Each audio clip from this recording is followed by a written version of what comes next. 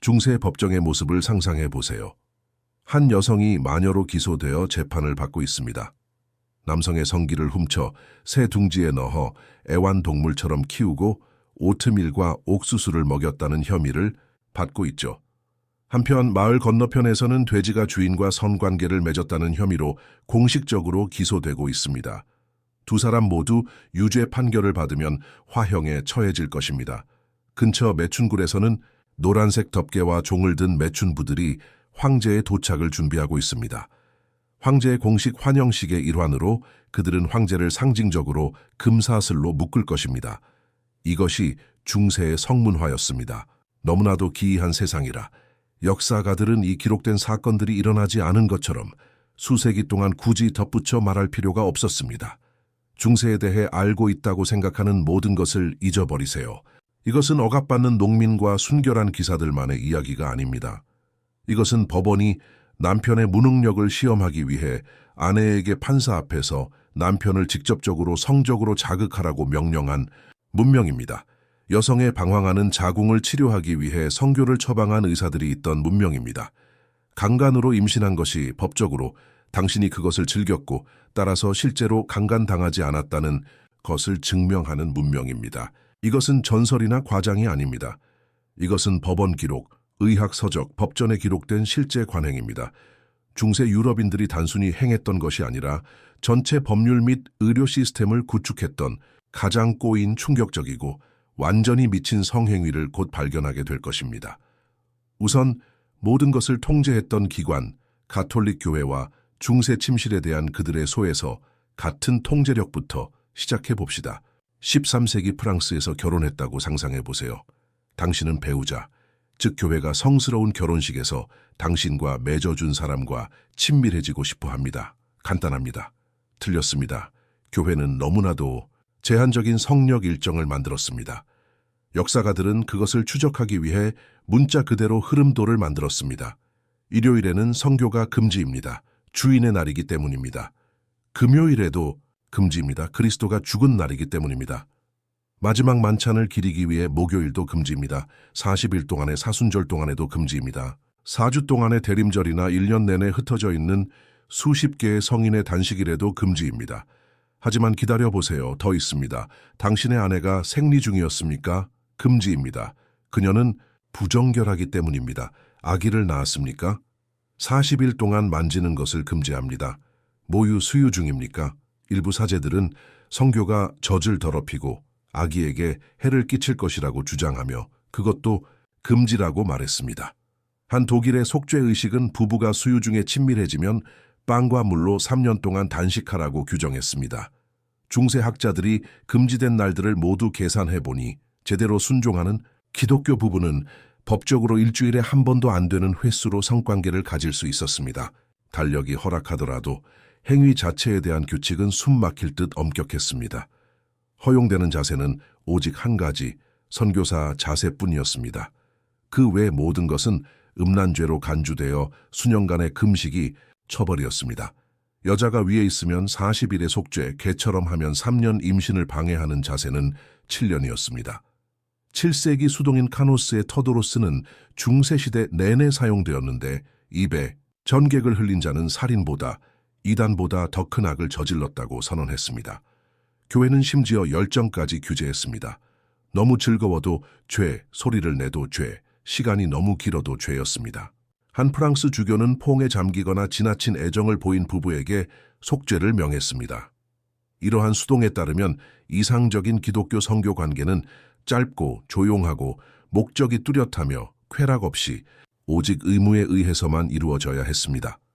하지만 이러한 불가능한 규칙을 설교하는 사제들이 바로 잦은 음란 행위를 하고 있었기에 교회는 그들에게 세금을 부과하기 시작했습니다.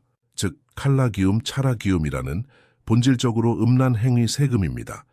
매년 주교에게 돈을 지불하면 간섭 없이 정부인과 함께 지낼 수 있었습니다.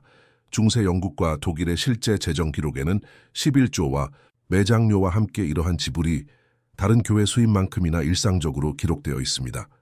1450년 노리치 교구의 교회 회계 장부에는 매장과 세례 수입 사이에 칼라기움이 기록되어 있습니다. 일부 독일 지역에서는 사제 3분의 1이 이러한 세금을 내고 있었습니다. 위선은 더 깊이 파고들었습니다. 순결의 요새로 여겨지던 수도원들은 성적 스캔들의 온상이었습니다.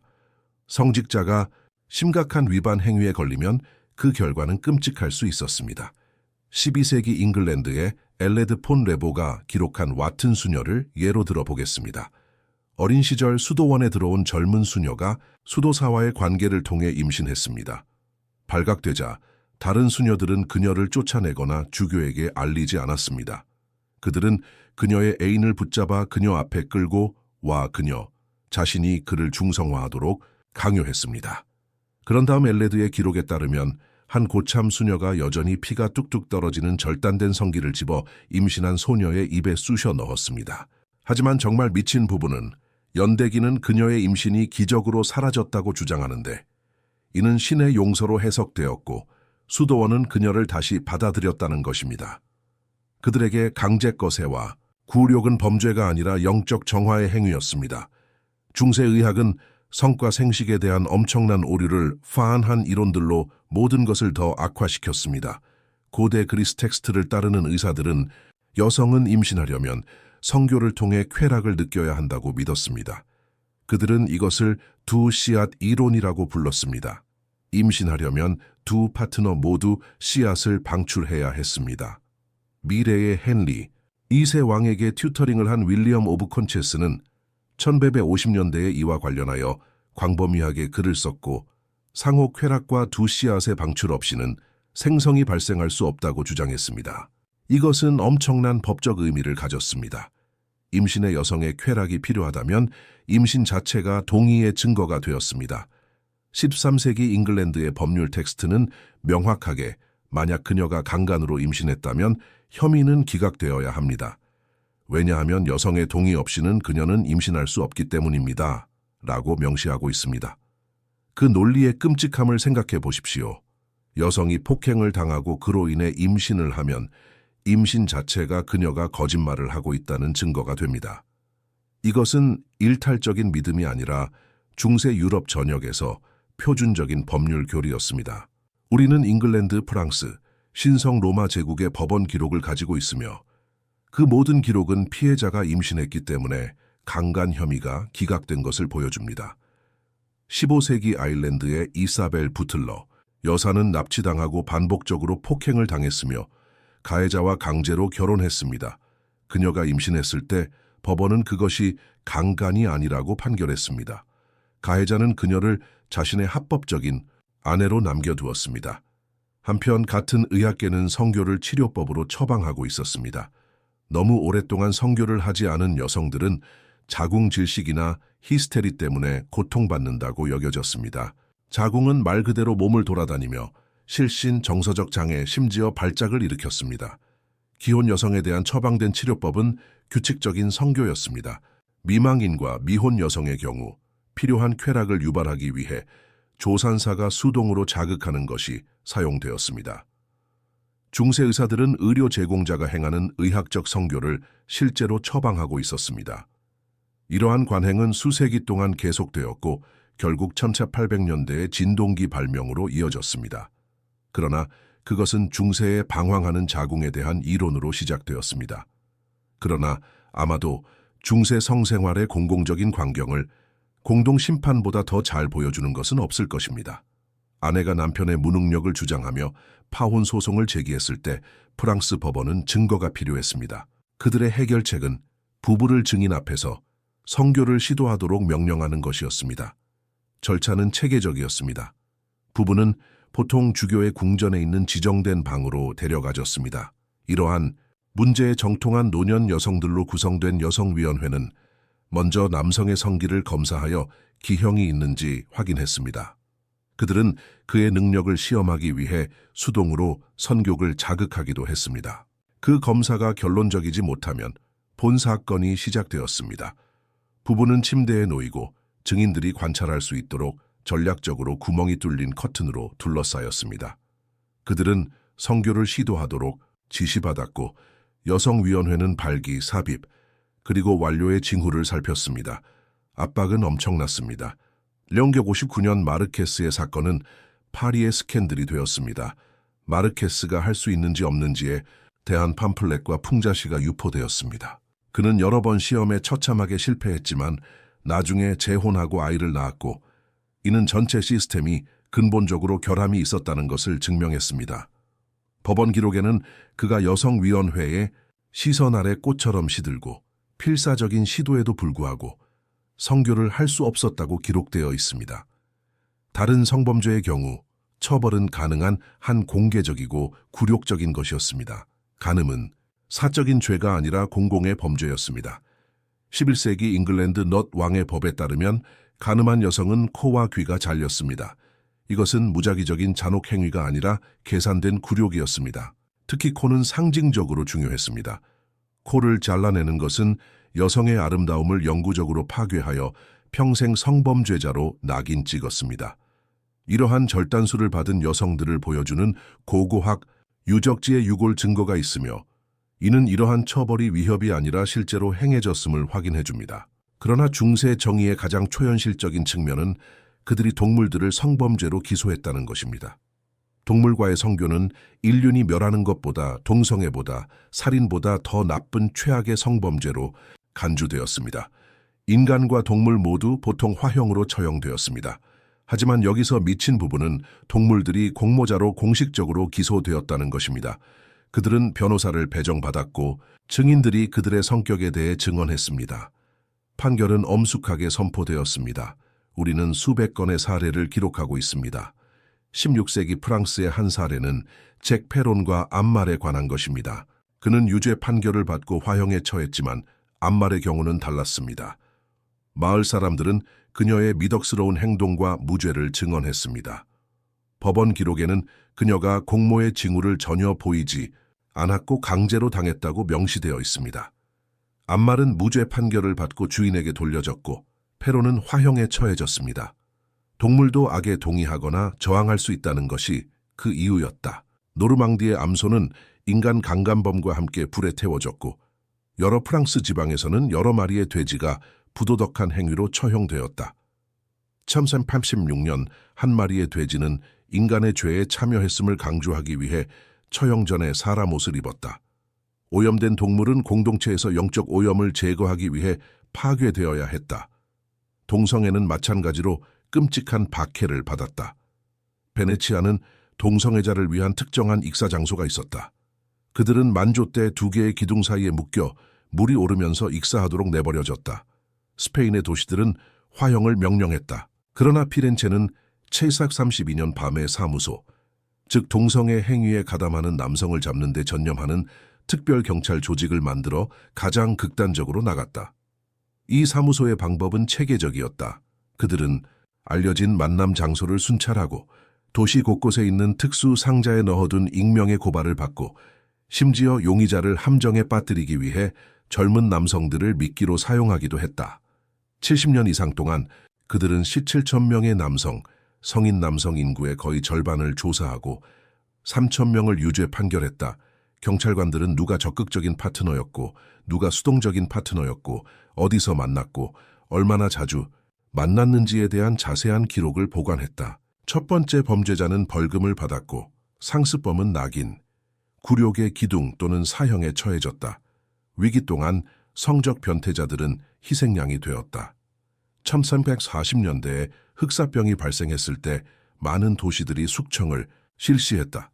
브르위헤에서는 1348년 장 바네르돈이 그의 동성애가 전염병을 일으켰다고 당국이 믿었기 때문에 화형에 처해졌다.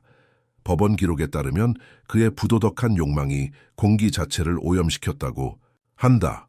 공포에 질린 공동체가 성적 죄인들을 제거함으로써 신을 달래려고 하면서 유럽 전역에서 비슷한 처형이 이루어졌다.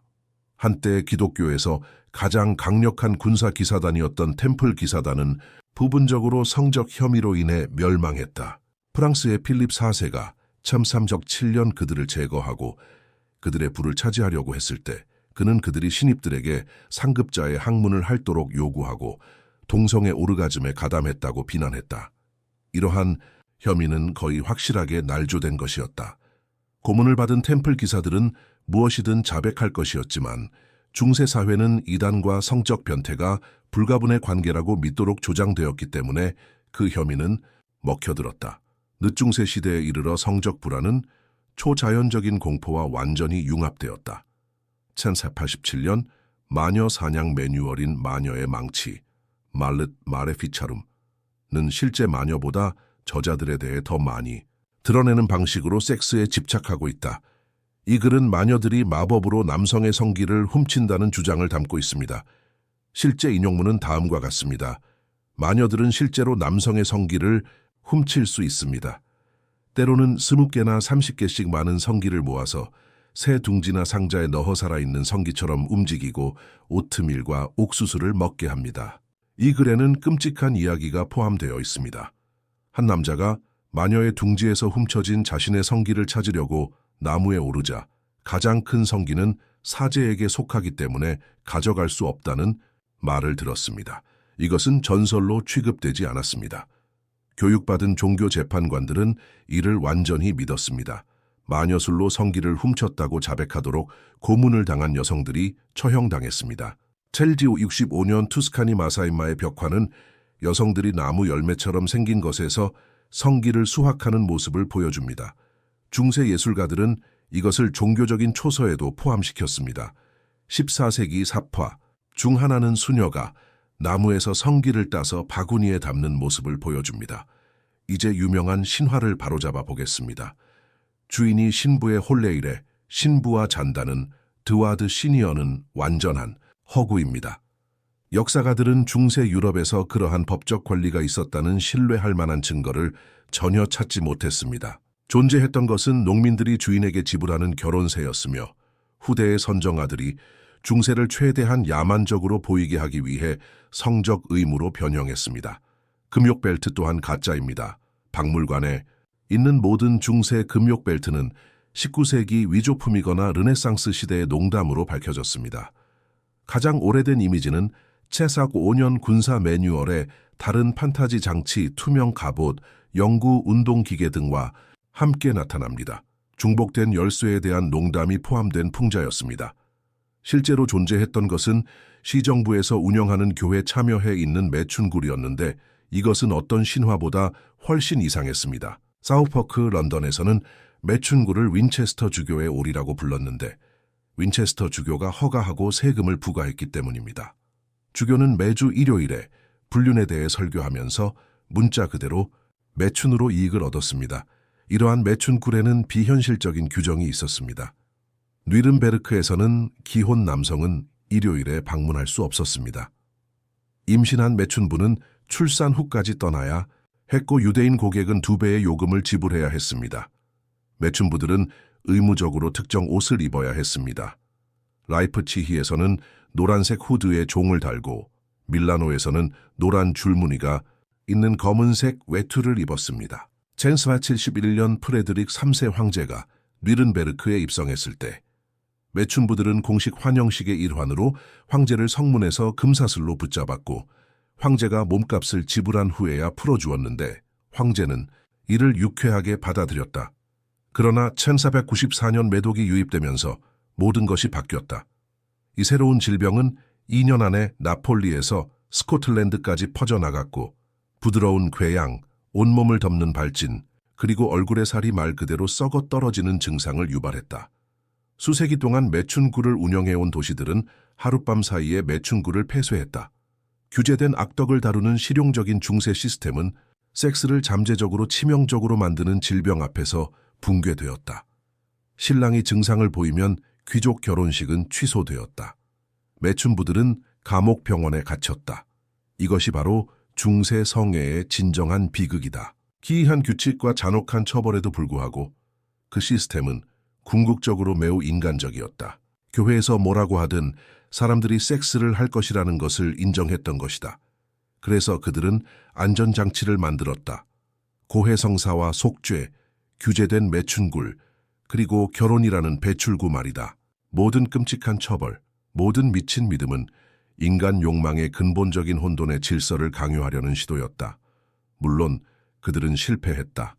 그러나 그 실패의 기념물들, 법원 기록, 속죄록, 주변부의 남성, 성기 그림은 우리가 상상했던 것보다 훨씬 이상하고 훨씬 더 인간적인 세계를 보여주는 창문이다.